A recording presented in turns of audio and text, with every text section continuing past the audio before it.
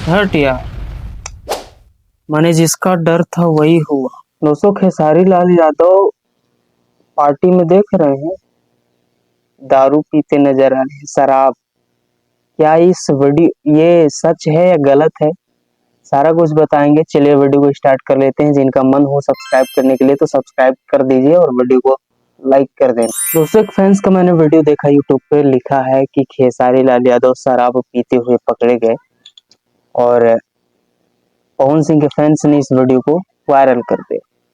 आप लोगों को पता होगा खेसारी भैया का बहुत बड़ा वेब सीरीज से एक प्रोजेक्ट, जिस प्रोजेक्ट का नाम है जमाना, और उसी के पार्टी में खेसारी भैया गए थे हमारे।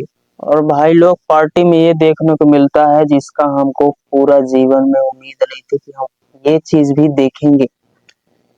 बताइए, खैर सोचे होंगे भाई कितनी बड़ी पार्टी है, वेब सीरीज से मेरा फ्री में आ रहा है, खुशी के मारे पी लिए होंगे।